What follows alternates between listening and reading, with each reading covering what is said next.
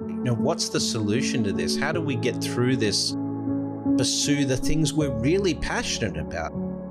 Let's see what humanity can really do. Welcome to the Second Renaissance, where we decode the rebirth of human creativity in a technology-driven world. In this second season, we explore how sustainability is elevating our human consciousness and catalyzing us to create within constraints.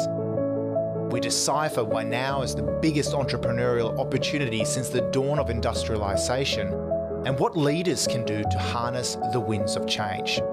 I'm Sorman-Nilsson, global futurist, impact champion, and father, and your host for the Second Renaissance.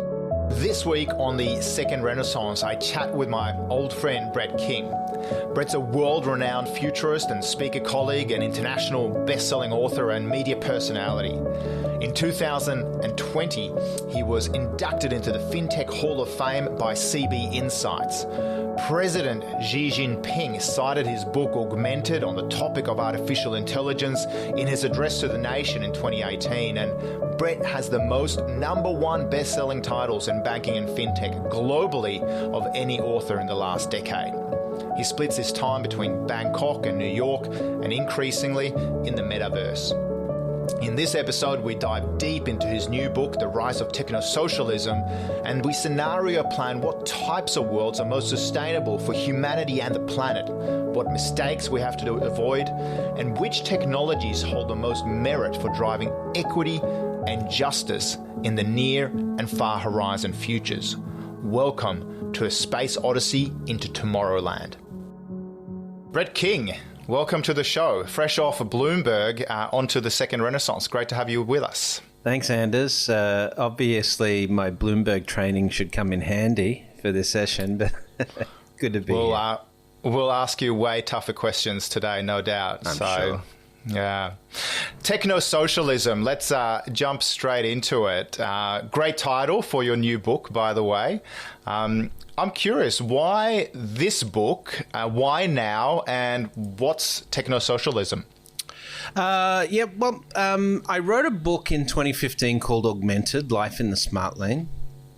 It did very well, ended up on the desk of President Xi, incidentally, in 2018 in his national address. So,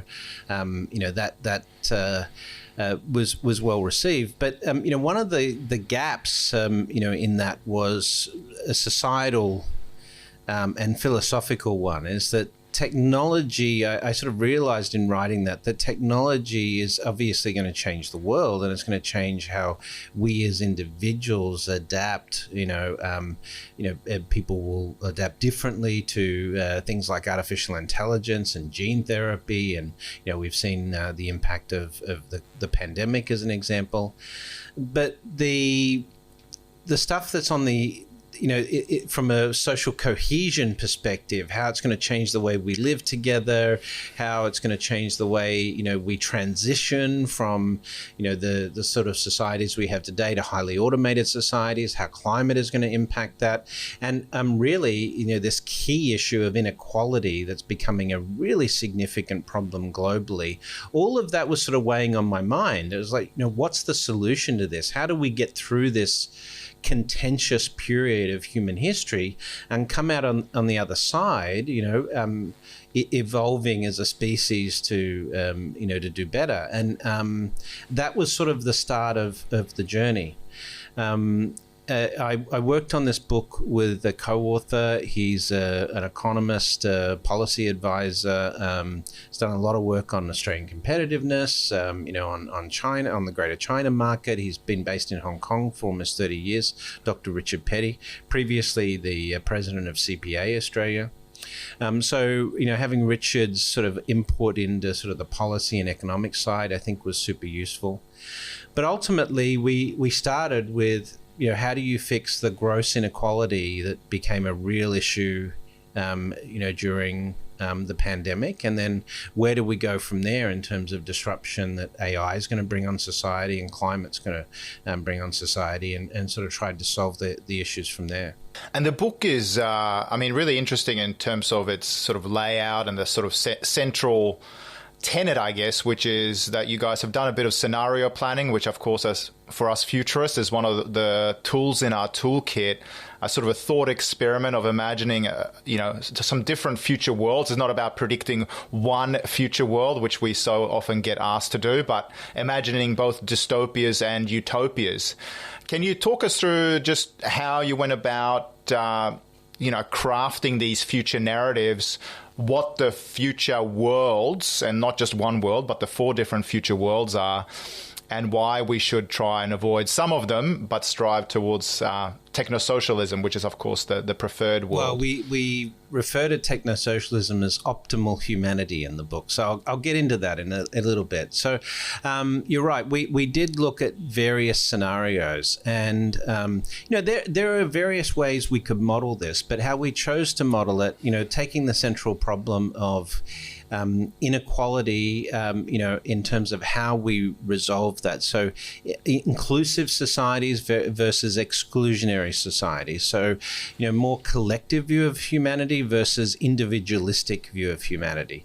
Certainly, the United States, with its constitution, is very focused on individual rights over the rights of the whole. There's a lot of talk about socialism and, what that means. But, if you look at, say, the Nordic regions, and others, where you see more social focus, they're sort of the 2 extremes in terms of social policy. And then on the other axes, we looked at chaotic futures versus planned or ordered futures. So that was the framework we used to model that. And so in the chaotic collective, you have where we looked at rejection of science and technology, which is a trend certainly that's emerged during the pandemic in respect to coronavirus and so forth. The fake news epidemic and these sorts of things. And so we came up with that scenario. We called it the ladder stand scenario, based on the broad rejection of technology and science. Then in the individualistic chaotic segment, we had or quadrant, we had the fail to stand scenario. So where we just waited too long to respond to the issues of climate change, we aren't prepared for the food scarcity issues that come, and so we have the collapse of nation states as a result of the chaos that comes from that. And then on the ordered side, you have neo-feudalism. So that's the individualistic ordered state. And so this is where essentially inequality gets baked in. So, policy setting, response to climate is really driven by corporations that are involved in policy setting. We see this in Australia, we see this in the UK and the United States, where these corporations have significant control over the political process and over policy making. And then, of course, we have the inclusive ordered, where is technosocialism, which is essentially using technology to highly automate government, to improve resource allocation across the economy. So the economy, first and foremost, is focused on the needs of citizens before it looks at the needs of the market and corporations. And so that's essentially the 4 quadrants in terms of future scenarios we came up with. And honestly, we expect to see all of these 4 scenarios over the next 30 to 50 years. But we argue passionately in the book that the optimal outcome for humanity, particularly in the face of climate change and the effects of that, is this state we call technosocialism. And so, of course, the way you've gone about this is to study some of the major mega trends that are influencing us at the moment. And then you sort of overlaid on an X and Y axis, for those of you who haven't done much scenario planning in the past, overlaid on an XY axis. So you get these 4 different future worlds, all with very different, unique dynamics that sort of form the basis of your future narrative. If we go back to some of those sort of steep factors, so sociocultural, technological, economic, environmental, political factors, you've alluded to some of them, but what are those major drivers of change that will be either buoying industries, individuals, communities, or majorly disrupting them? So we talk about economic uncertainty being a key driver of the conflict and division that we see globally today. And that obviously is born out of the problems around inequality. So, for example, during the pandemic, the wealth of the world's billionaires passed $10 trillion for the first time. The US billionaires accumulated $1.6 trillion of wealth during the pandemic, where, and that means that now, the billionaire class in the United States owns more wealth than the bottom 90% of the American population, which history tells us is an untenable situation. We also looked at the responses to economic uncertainty globally, and we saw a massive increase in protests over the first 20 years of the 21st century, compared with the 20th. So on a rolling average basis from the 20th century, and this even includes the civil rights era in the United States, the protests against the Vietnam and Iraq wars, for example, where, we saw a 200% increase in the frequency of protests globally in the first 20 years of this century. But we saw a 1,000% increase in participation. So this is a measure of the economic uncertainty that is in the system. So then, that's one crisis that we have to deal with, the inequality issue and the economic uncertainty it provides. Then you have the pandemic that accelerated or accentuated, this issue of economic uncertainty. Then you have artificial intelligence, which is going to change patterns of employment, resulting in techno-unemployment. People, process-oriented jobs working in supply chain, transportation, things like this being replaced or affected by AI. And then, of course, climate change, where you have around 600 cities globally affected by sea rise. You have food scarcity as a result of changing, food production and farming patterns. So all of this adds up to increasing economic uncertainty. And so there really does need to be a solution to this on a systemic basis.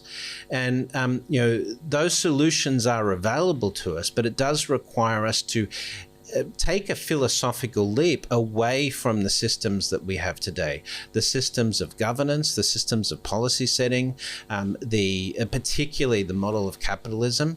And I'm not saying we should reject capitalism in its entirety, but looking at the problem of climate change, looking at the problem of inequality and economic uncertainty we face today, there's a strong argument to be made that capitalism, created these difficulties that we find ourselves with today. So, reforming capitalism so it works better for everybody sort of is a key goal. So that's sort of they're the factors that lead to this sort of broad economic uncertainty, which historically speaking creates a lot of instability in terms of society and political system.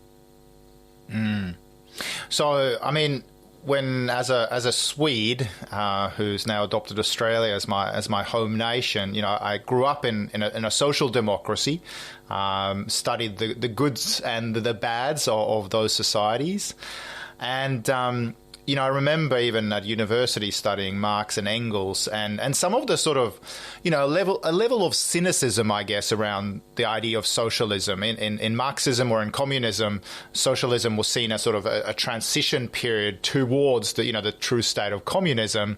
Other people have viewed it as, as the ultimate sort of welfare state where you have, capitalism and entrepreneurs working, creating wealth, and then it's being redistributed across society in a sort of a socialist utopia.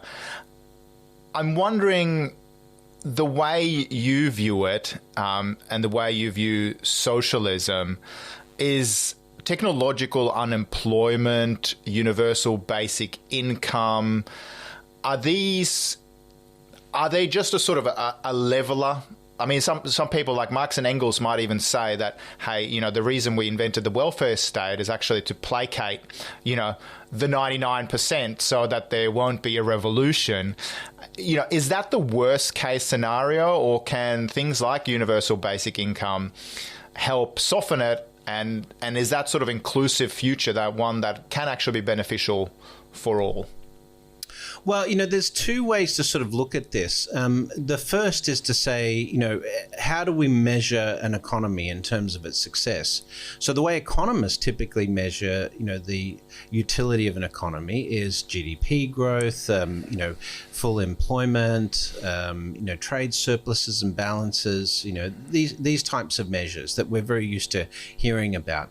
And by those measures, we've seen some very successful economies since the Second World War. Particularly the US is the most successful economy the world's ever seen. At the height of its success, accounting for 40% of all global output in the 1960s, and producing incredible wealth. But if you look at the problems in the United States today, the inequality, during the pandemic, the US went from 500,000 homeless to 23 million people living without regular housing. You have limited access to healthcare. You have poor education outcomes. On this basis, if you measure the economy by how it looks after the basic needs of its citizens, you'd have to say that the US economy is a demonstrable failure. And so, it really sort of depends on what your primary objectives here are. Is creation of wealth for a smaller and smaller group of people, is that the measure of success of our societies, or is it the prosperity of society in general that you're aiming for? And so that doesn't necessarily mean that you have these, very wealthy people working and giving away their wealth after they've worked so hard. You're really talking about the fact that the system doesn't allow people, at the bottom of the economic period, to create wealth that gives them a living wage, for example, in the United States. And so, we refer to some really interesting history on this. Will and Ariel Durant wrote a book in the 1960s called Lessons from History, and they studied all various types of political and economic and social systems throughout history, and found that there were sort of two broad classifications in terms of the way economies and societies worked. One was what they classified as a diamond-shaped economy. And so this is where feudal systems, monarchies, etc., the sort of neo-feudal corporate systems that we have today are designed to make wealth flow uphill to a smaller and smaller group of the wealthy elite. This is, through the majority of history, these are the types of organizing principles we've seen in society. But actually, the most successful economies the world has ever seen, such as, Britain during its heyday or the post-Second World War US economy, was a diamond-shaped economy, and a bell curve of wealth distribution through employment mechanisms, a growing middle class where consumption was, powered through, the distribution of wealth evenly in society, and this supercharged, economies like the United States. And this is what's happening in China right now. China's moved from a pyramid-shaped model to a diamond-shaped model, and as a result, you have this sort of supercharged economy growing very rapidly, which is going to surpass the United States as the world's #1 economy. But in the US, we've seen that the diamond shape flattening out.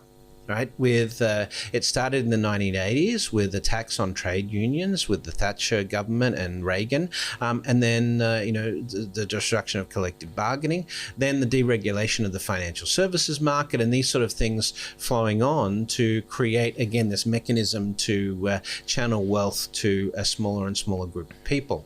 So, we can see throughout history that when you have a very small group of people that maintain the highest levels of wealth and gear the economy for production to produce more wealth for themselves, that this creates problems of inequality that can lead to either revolution or legislated redistribution of wealth.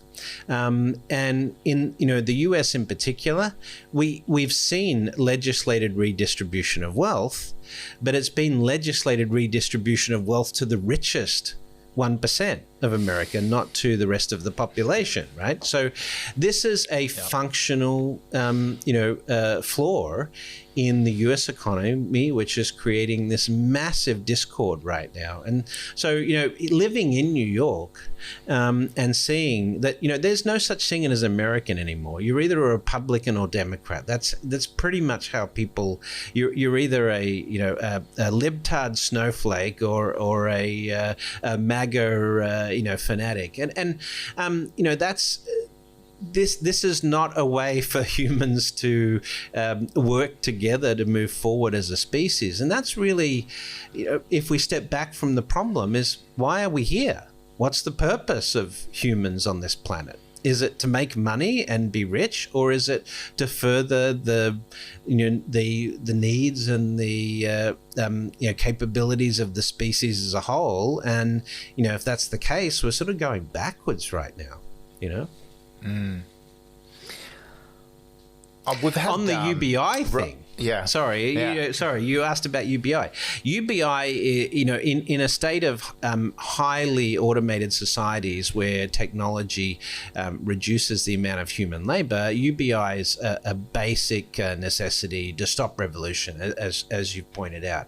But a lot of people sort of miss the point around artificial intelligence and automation. When we're successful at having highly automated societies, we will eliminate humans from the workforce. That is the job of artificial intelligence, or the intent. And so that does give us the opportunity to pursue a different type of work. We can do work that we're passionate about, work that really makes a difference, like mitigation of climate change issues and things like that. But it is going to require a sort of a universal basic income structure, not just as a social safety net, but as a way of thinking about the more appropriate distribution of the massive wealth that's going to.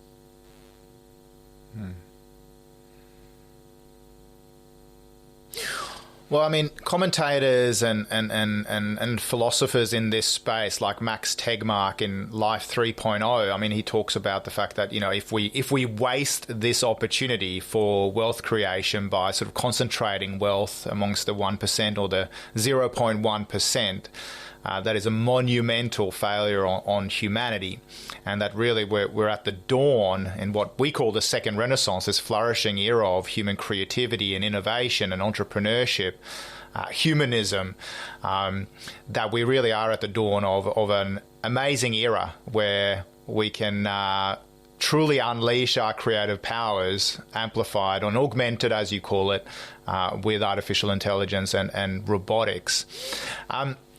One thing I'm picking up there on is this idea of sustainability, right? Which is, meeting the needs of the present generation without endangering the needs of future generations. We've had Raj Sisodia, who wrote Conscious Capitalism, on the show. We've had one of our Aussie mates, Simon Mannering, on the show. He's just released a book called We First. Both of those books or concepts are based on this notion of spiral dynamics, right? Which is that we tend to kind of go from individually focused societies to community or communitarian-based societies as we evolve as a species. Is there an element of that in the idea of technosocialism as well?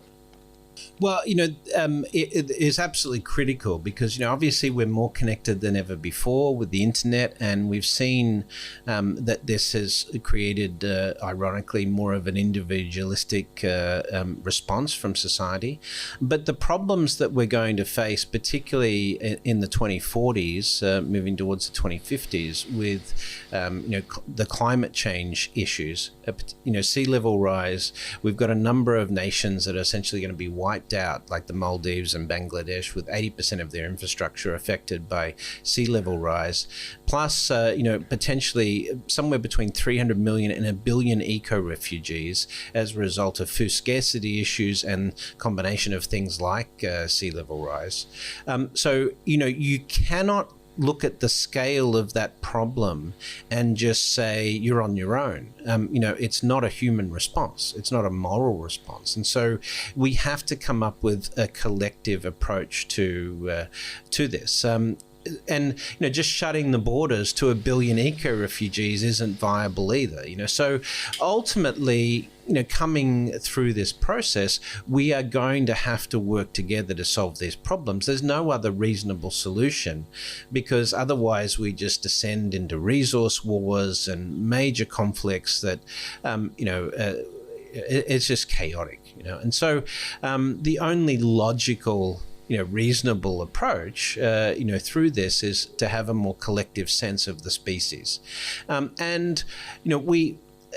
We sort of take this view that nation states and the way we have organized ourselves as a species in terms of the plot of land that we grew up on are fairly arbitrary, abstractions in terms of the way we've classified human society. But if we're really going to come out the other side of this, then sure, we should celebrate different cultures and history and things like that. But humanity's best chance for moving forward and having this sustainable prosperity, sort of doctrine, if you like, is working together and figuring out how do we work together. So we give great examples of in the past where humans working together have, achieved great strides in history. The Apollo project, the Human Genome Project, even the response to the pandemic. That, humanity, when we work together, we're really unstoppable. It's when we have these sort of artificial divisions around politics and economic classes and things like that, that actually, we see gross inefficiencies develop at a species level. And certainly we could argue that capitalism has created incredible incentives. However, one of the things that we feel overall is negative and going to increasingly be a problem for the human species is that capitalism relies on competition against each other. And so we argue in the book that human society, when it comes to these economic forces, that we should be built economically on or focused on competing for humanity, because that's the way we all benefit the most. And so taking that those competitive forces and innovation to create competition, for positive outcomes for humanity is a better way to sort of focus those efforts and mechanisms.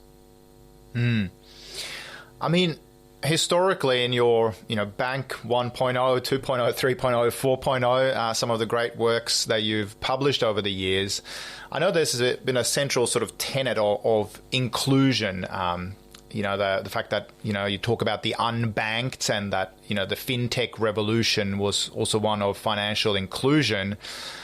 You no longer had to go to a branch because everyone has a branch in their back pocket.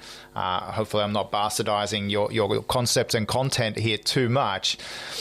But that sort of idea of inclusion, how does that play out as we see more sort of hybrid models of capitalism? Because there is, there's a strong trend towards, B Corps. There's the, 1% for the planet. There's people pledging 10% of their income for life towards philanthropy, etc. Are we seeing a shift in the sort of ethos of capitalism as Wall Street is waking up to the merits of ESG and the fact that, at least during, 2020, 2021, there was a lot of evidence that ESG focused corporations were actually outperforming their more laggard peers. Are we seeing a shift in the ethos of capitalism, and how can we speed it up?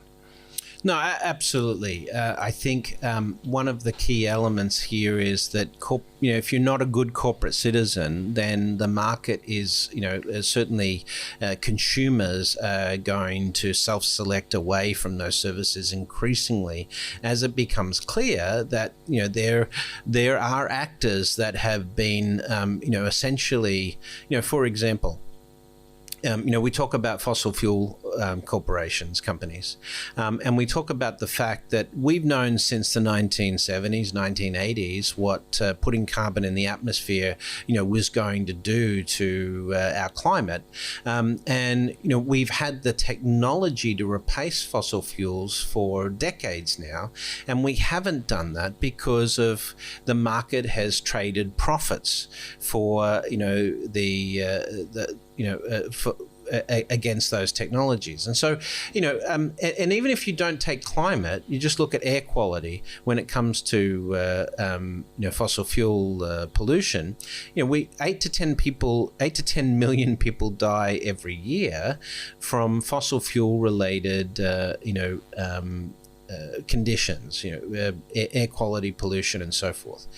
So, is it reasonable to say, well, that's the price of progress, when we've actually had the ability to replace the polluters and the technology, coal plants and,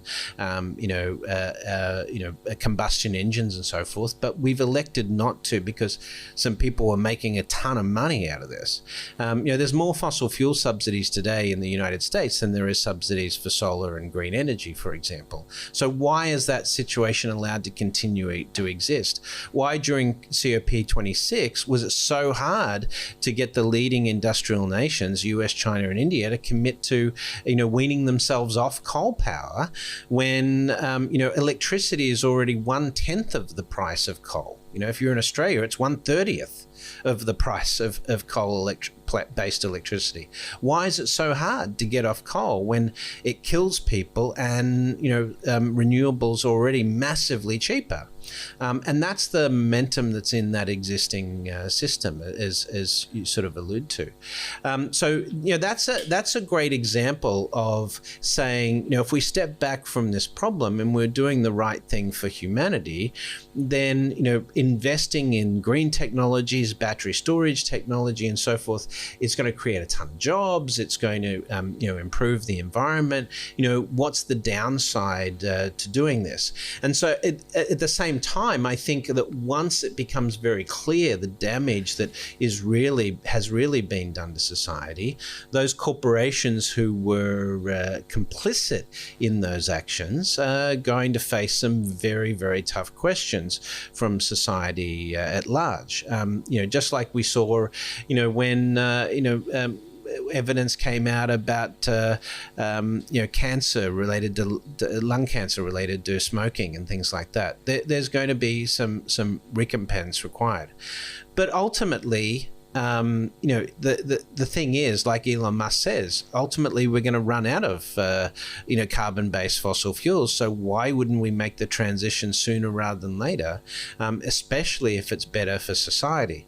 So on the sustainability side, I think there's definitely going to be, and we talk about this in the book, a culture emerge, particularly for the Gen Zs, Gen Ys to some extent, where they're saying, we don't want the sort of world you had where you, allowed us to destroy the planet in return for profits. That just doesn't make any sense in a rational world. And so, there is, we believe, going to be a real generational shift around sort of good corporates. Now you can see some companies already preparing for this, as you've said, those with a real ESG platform, are tending to do better. But look at what's happening with Apple and companies like them at the moment. Google, making very clear about their carbon neutral or carbon negative efforts to really, and using sustainable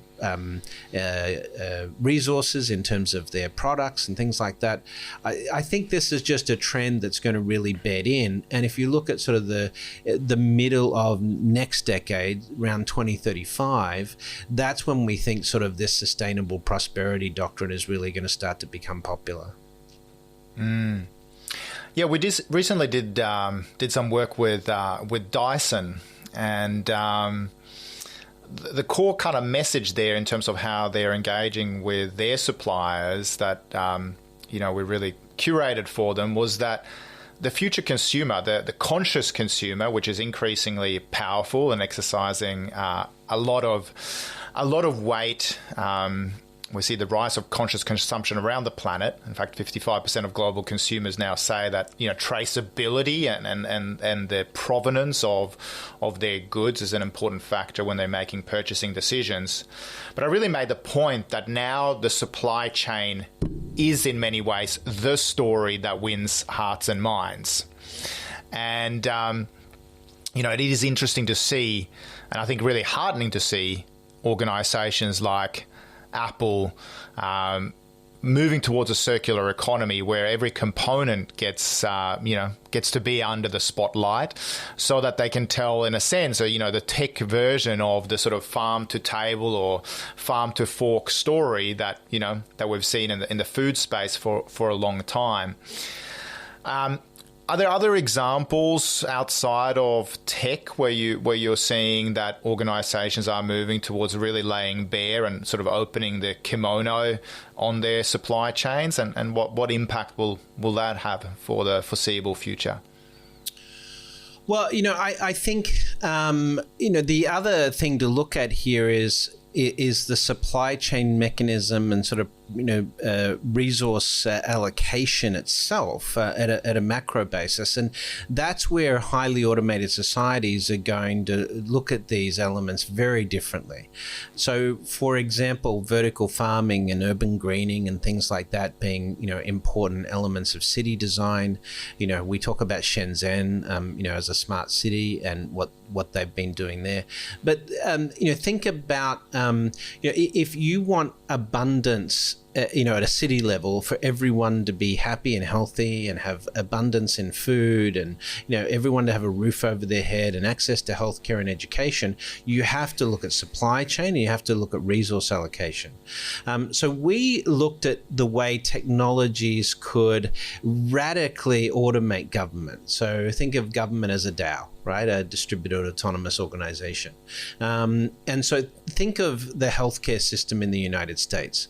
The healthcare system in the United States, as I'm sure you're aware, has got significant problems. The US total cost of healthcare is twice the OECD average, and in most cases you have poorer health outcomes than on the OECD average. So even though Americans pay more for healthcare than any other developed nation in the world, they don't necessarily get better healthcare. So we looked at healthcare. The whole universal healthcare thing is a whole, contentious issue in the US. But by using a set of different technologies, we found that we could radically reduce the overall cost of healthcare. So that includes, for example, 40% of the costs of the current healthcare system in the United States are administrative costs. So using robotic process automation to remove that, you get you instantly slash the cost of healthcare. 40% of diagnosis in American healthcare are wrong. So that's why you always ask for a second opinion, because you've essentially got a 1 in 2 chance of getting a misdiagnosis. So use of artificial intelligence there is already showing incredible improvements in diagnostic quality.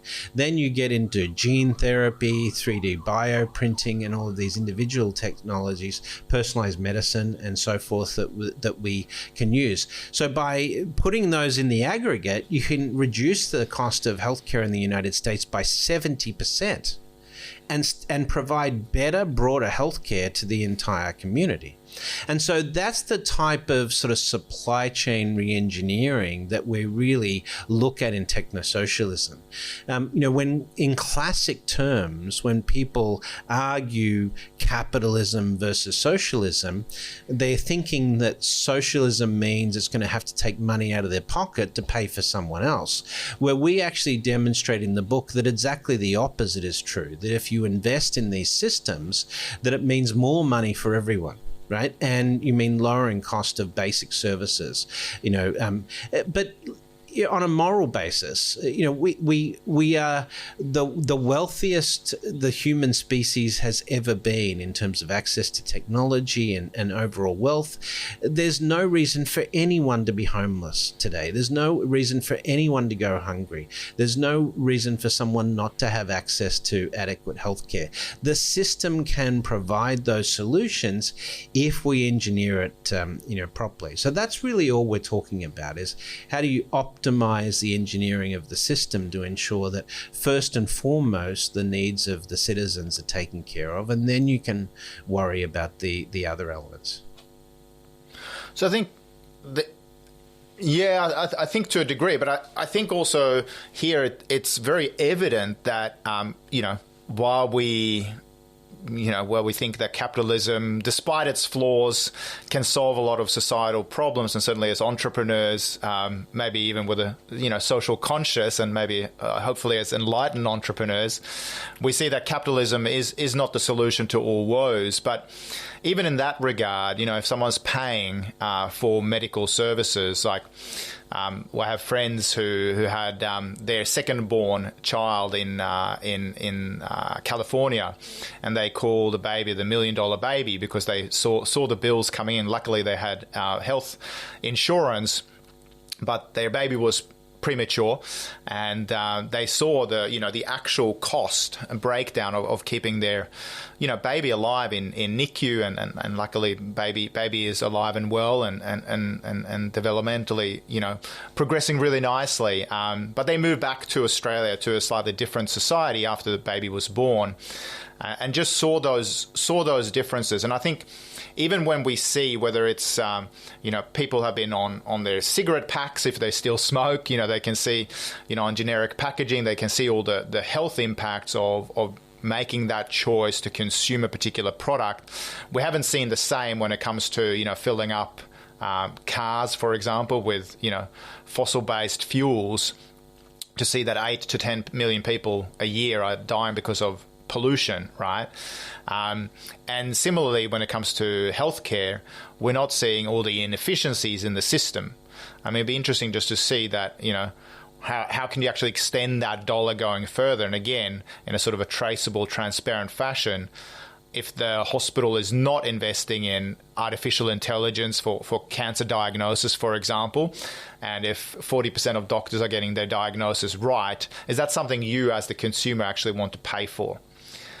So I think that in and of itself is a different sort of conversation in terms of supply chain and where we get our goods and services from, and just asking more in terms of traceability for whatever systems we engage with. So that's where I'm sort of heading with that concept. Look, I think in terms of, there's like food production's the obvious area where we're going to need to see radical improvements. We've lost 40% of the Earth's arable land over the last 50 years due to erosion, over farming, pollution, and so forth, and climate, obviously. We're seeing, staple crops now being particularly sensitive to, global warming. So, for example, the Bordeaux, the French wine producing region, by 2030s, mid-2030s, 90% of crops will be failing there as a result of temperature increase. Now, that's bad news for the French. It's good news for the British because they're going to become a wine-producing region, right? But, the disruption to employment as a result of this and the disruption to food supply, we have to really look at this critically. We've only got 13 years, until we start to see the impact of this. We're starting to see the impact, arguably, of that today. So moving, away from cattle on farms to lab-grown meats and lab-grown proteins, for example, is a strategy where we could mitigate some of that. The vertical farm, as I mentioned before, and hydroponics and so forth.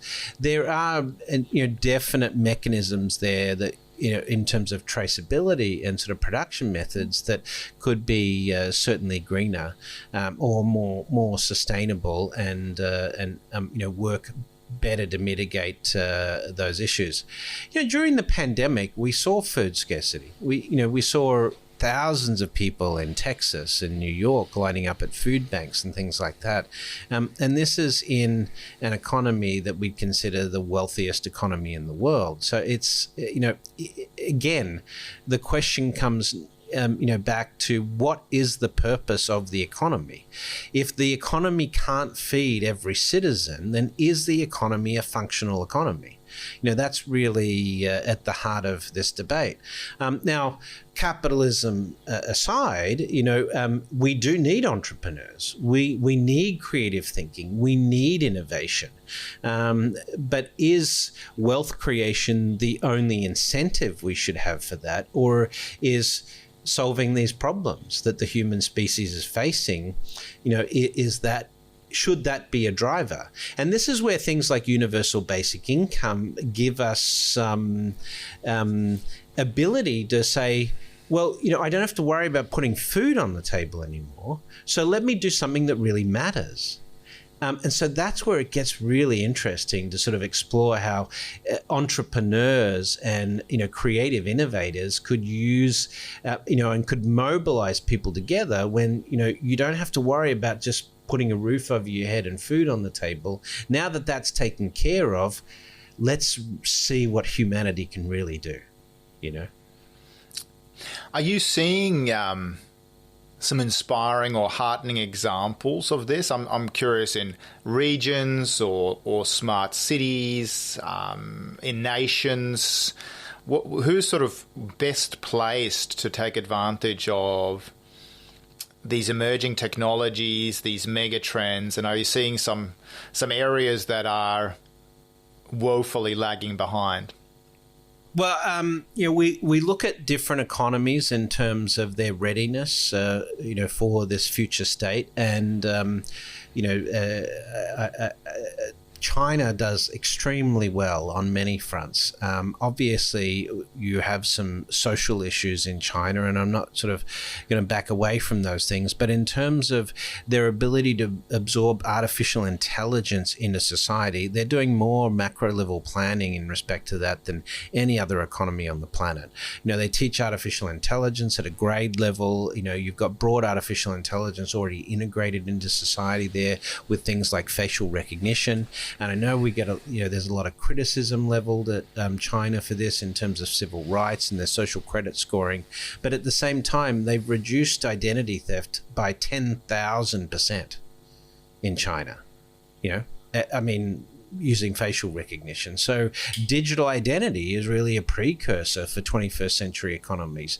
How do you get access to telemedicine, education for your kids, financial services, in a highly automated world without digitalized identity? For example, a passport or a driver's license isn't going to cut it.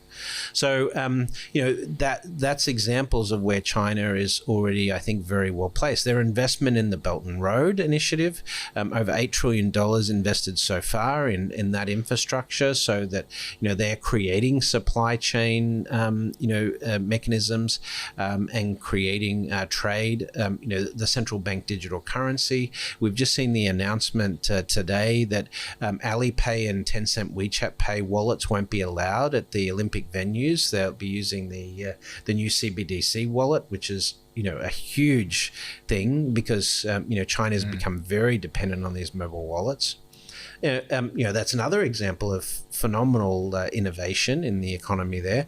The two Chinese mobile wallet schemes in 2020 did $52 trillion of mobile payments, whereas all of the plastic cards in the world added up to just 35 trillion. So already, mobile wallets are sort of the primary day-to-day mechanism for payments globally, thanks to Chinese and India with Paytm and so forth.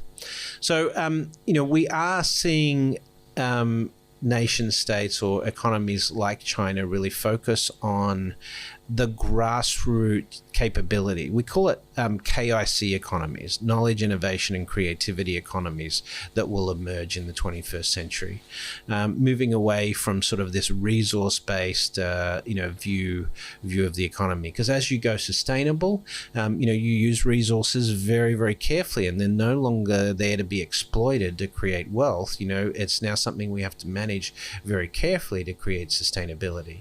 So instead, you need to use knowledge and creativity to create wealth, as a differentiator to that.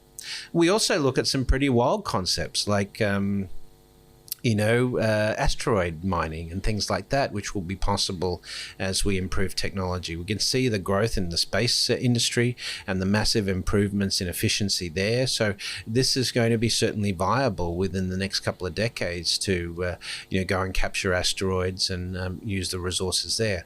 One asteroid we identify in the book, called Psyche 16, would be $100 quadrillion. We're talking about 10,000 times the total planet's GDP, available in a single asteroid. So imagine the wealth that could be created from access to those resources using those technology. There's a lot of ways, that we see societies preparing for this, but the core skill set change is really important. And making sure that there's enough technology skills, STEM, science, technology, engineering, math resources in the economy is going to be critical. US is falling well behind on this respect. For every one PhD STEM graduate in the United States, China produces 3. So this is part of the reason that China is technologically leaping ahead of the United States in many, many areas right now. So the US will still obviously be there, but keep in mind that a lot of the developing nations, so-called developing nations, like the BRIC nations, Brazil, Russia, India, China,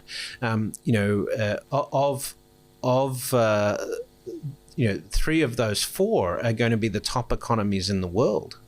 In the 2030s. India will probably surpass the United States sometime in the late 2030s as well.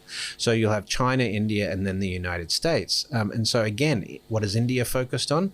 A lot of technology development over the last few years. So it really, if you're going to succeed in the 21st century, it's about being a smart economy, and that requires very different skill sets and very different infrastructure.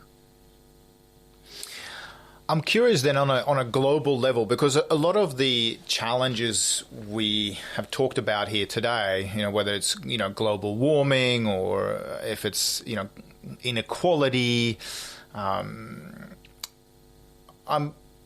just fascinated by this concept of institutions. And I know that that's a systemic question. The UN, the WHO, the World Bank, are these institutions of the 20th century, are those the ones that are going to help us on a communitarian, on a global level, actually help us in a world where we're seeing, vaccine diplomacy or vaccine nationalism? We're seeing the decentralization and the rise of crypto away from fiat currencies, etc.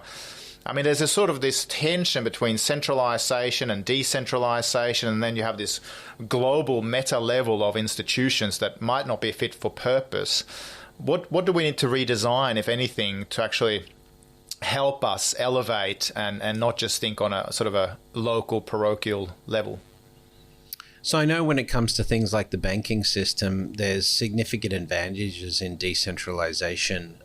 From an operational perspective, it does create a little bit of chaos because of the lack of regulation. And so, for example, if you look at the NFT and crypto space, the amount of fraud and, exchanges that have been hacked and the loss of wealth that's occurred there compared with the regulated centralized financial system, is orders of magnitude greater. And so the decentralization of these systems does tend to create a little bit more chaos. But when it comes to climate specifically, then, for those that argue against centralized systems like the UN and WHO and things like that, I would just ask a simple question, which is, how can a nation with a singular, policy on climate climate make any impact on a global basis. There's no such thing as national climate change policy. Let's face it. If we want to fix the climate, it's going to have to be a collective pursuit of humanity, highly coordinated across multiple countries. You can't decentralize that. There's no way you can be effective. What you can decentralize is solution setting within that. And so what we propose in the book is forgiveness of all national debt, so that those funds are committed to climate mitigation from the 2030s through the 2060s. And so, if you think about that, giving access to those pool of funds, for example, for entrepreneurs to come in and compete for those funds, to come up with new carbon sequestration technologies or new, construction of seawall defenses to, prevent sea rise and things like that. There's mechanisms where you combine both centralization and decentralization in terms of solution setting, which could be quite effective. But you're going to have mechanisms of centralization, particularly in terms of budget setting and resource allocation. But again, we advocate for as much automation as possible in those areas so that you don't get, bias, and you don't get, bad actors involved in the allocation of funds and things like that. We consciously in the book critical of the sort of lobbying group mechanism that works in systems of government today, which doesn't result in representative government. Results in far too much control from these guys who are sponsoring politicians effectively. So, for example, when you do look at centralized systems, such as policy setting at a government level, we argue for more effective consensus-based mechanisms. So, one of the systems that we review in the book is Virtual Taiwan, which was a system created in Taiwan to create consensus on policy. So, for sticky situations like, how Uber drivers, ride sharing services should work, what responsibility do the ride sharing companies have to their driver contractors and things like that. Coming to a consensus on that, Virtual Taiwan was much more effective than sort of the traditional process of taxi companies and others lobbying government to change policy. So we argue for a sort of a hybrid model here, a consensus-based mechanism that's more real-time and directly involving people that have a stake in those systems, and then a decentralized use of capitalism for solution solving and innovation creation within that.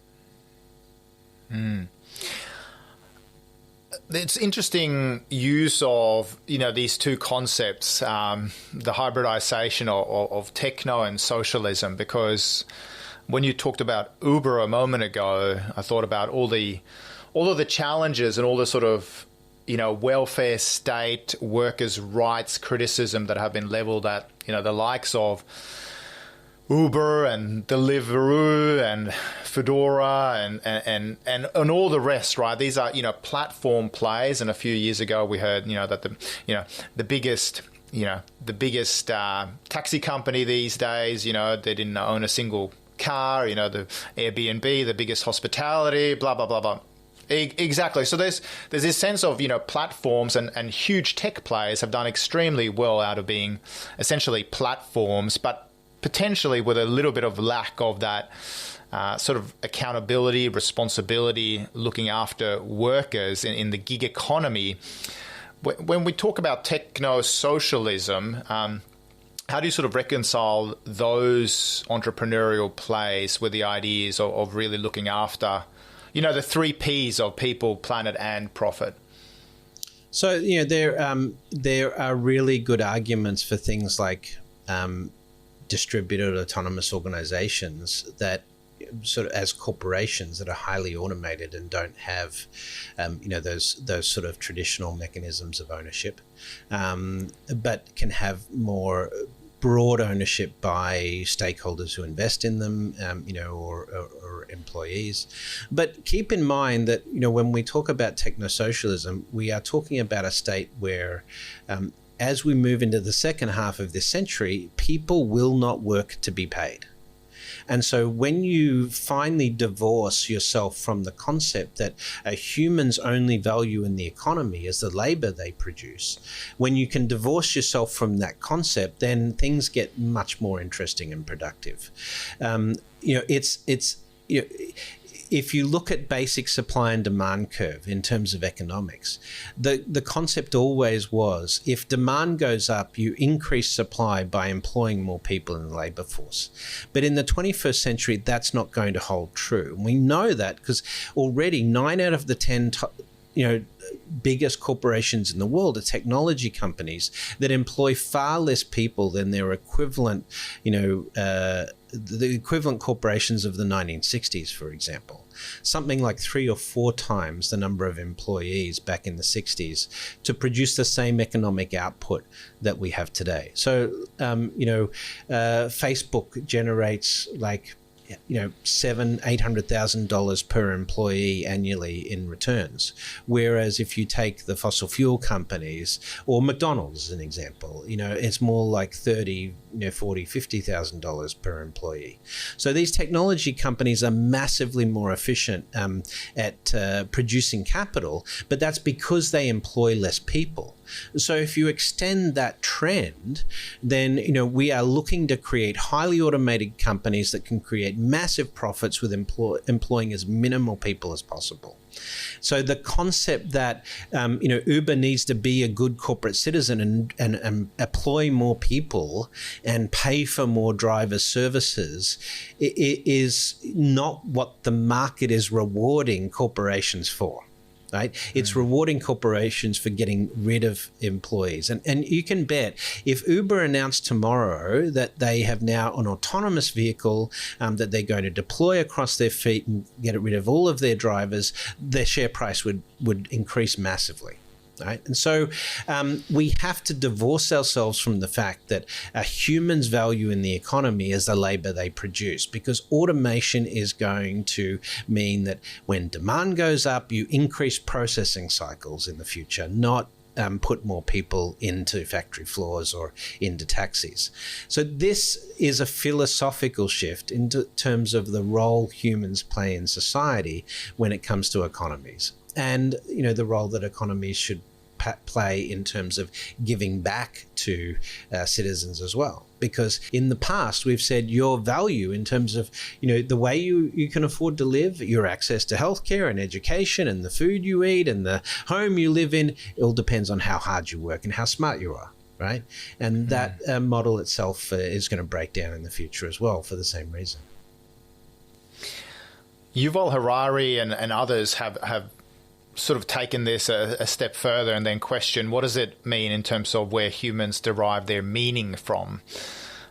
If you don't have a job and you've always identified as a taxi driver or as a truck driver or as a futurist or whatever it happens to be, if you derive a lot of meaning and sort of personal satisfaction from work in a world without traditional work, what do you think? Where will people derive their meaning from? People will still work. They just won't be paid in the traditional way for that work. It won't, their work won't be tied to putting food on the table and a roof over their heads. If you look at the UBI trials, and we looked at 72 universal basic income trials around the world, and a lot of people talk about the fact that if you give people UBI, they're not going to work, they're going to be couch potatoes, sit watching TV and playing video games or in the metaverse all the time. Data just doesn't bear that out. In fact, the rate of entrepreneurs that come out of UBI trials is significantly higher than the baseline percentage in terms of general population. So when you give people UBI, guess what? They create more jobs. They create more employment. They create more, they create more innovation because they're free to pursue things without that pressure of having to do a 9-to-5 job to put food on the table. So this is not about destroying work. It's about destroying the concept of labor in classic economical terms, but it means that we'll be able to pursue the things we're really passionate about. We'll be able to pursue education to advance our skill sets. We'll be able to pursue different things that can really make an impact in the world and in our community without the constraints that the current labour market puts on employees. And so this is not about destroying work, Anders. I think that's a capitalism talking point, right? But that's not true. That's not what automation is going to do. Automation is going to give us the ability to pursue our passions, things that make us excited about getting up in the morning and will make a real difference to the world in a way that the current system of employment could never do. I mean, there's a fascinating concept from Japan, which sort of started trending a few years ago based upon it being highlighted by the World Economic Forum and known as Ikigai, that I'm sure you've come across, which is this concept of life's purpose, right? And the reason for being. And it's when the four concentric circles overlap of, doing what you're good at, what you're passionate about, what can also potentially make you money, but also what the world needs. And I think technology is the huge liberator in all of this, together with the systemic processes and, of course, the welfare networks that you talk about, to actually help us unleash and decouple ourselves from this idea that you have to go to work, put food on the table, and then maybe if you have 5 minutes spare at the end of the day, you get to pursue your creative passions or something that has purpose-led meaning or can contribute to the world. So I'm probably going to go to Mars, man. I don't know. Yeah, well, if everything else fails, I'm sure you'll be able to get a spot on Elon's platform. Yeah, we use that as an example in the book, actually. To argue if we did create a society on Mars and had 1 million people living in a city on Mars, would Martians have a system of capitalism to run their economy? And the answer would be no, because your primary objectives for a Martian colony would be to create enough food, air, and water for the economy to be sustainable, or the colony to be sustainable, and not rely on Earth sending you goods and services. A very different prioritization. But we could do the same here, obviously, for climate response and sustainability. But there you go. Well, and I think something that might look a little bit more like a Burning Man type setup for community and communitarianism than the capitalist version we now have. I mean, I've just been watching, and we're into the final innings here. I've just been watching a movie on Netflix that I'm sure you've come across as well, which is Don't Look Up, where they think about this comet that's about to hit Earth, and of course, as it's on this trajectory to Earth, people see the economic benefits in starting to mine that comet before it actually reaches Earth to extract the maximum amount of profits from it. That's not what we're talking about when you talked about asteroid mining. But I think just like that comet from the future, Technosocialism and the book, of course, is a future signal, maybe from space, that it's time to change and start elevating our consciousness into the second renaissance and unleashing what you talk about, knowledge, innovation, and creativity of humans, so that augmented by technology, we can actually create a more sustainable future. Thank you very much for being on the second Renaissance, Brett. You're welcome. Thanks for having me, Anders. On our next episode, we speak with Whitney Tilak, who is a B Corp consultant and the head of learning and development at the co-working space Hub Australia. Whitney is passionate about transforming communities and facilitating sustainable business. She's a firm believer in the power of using business as a force for good. And we discuss why the B Corp movement is gathering momentum and why this transformation journey can be so powerful for cultures, business, and society. For more information about the Second Renaissance and our work on sustainable innovation, please visit my website, www.sorman-Nilsson.com. We would appreciate if you can take a moment to share the podcast with a friend or a colleague and help build the movement. We hope that what we learn together on the Second Renaissance can help us all build a sustainable future for ourselves and our children. See you in the near future.